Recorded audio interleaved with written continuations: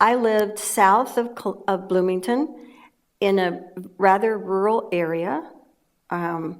And we actually had mailboxes at the end of the road. And sometimes when I went to get my mail, I would meet women who also were getting their mail there. And just because I grew up in southern Missouri, I recognized that they were probably Pentecostal women.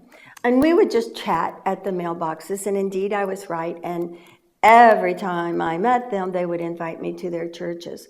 So at the same time, Dorson's saying, okay, what's your dissertation topic going to be? And I'm clueless.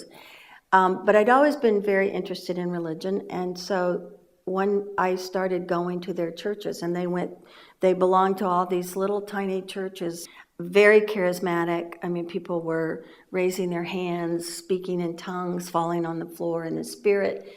And I thought, oh, that I would really like to study this. And I had read Edith Turner and some other people who had worked with charismatic peoples.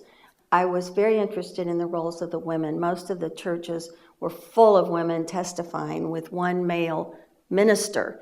And the women would just dominate the service. In fact, sometimes he didn't get a chance to preach because they testified so long.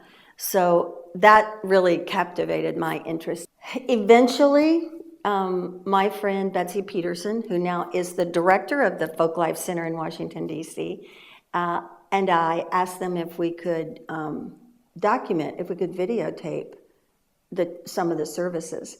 They were very hesitant because they don't even watch TV. They don't have TVs. They don't go to movies. But at some point, they decided that, they knew that they had a bad reputation, which they still do.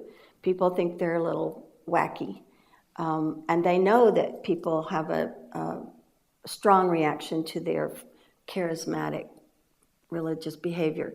So finally they decided that God had sent us. And their vision was it would be something more like, is there still a Sunday 700 Club or something like that, which is it's a religious show that it proselytizes certain kinds of religions. I mean, and that's kind of what they wanted, and that's not what we wanted, so we had some negotiation. And in fact, they made us put a disclaimer at the beginning saying that this did not represent all of the views of all of the Pentecostal people who were in the film, or all Pentecostals in the state of Indiana or anywhere. And that was fine. I mean, we did it.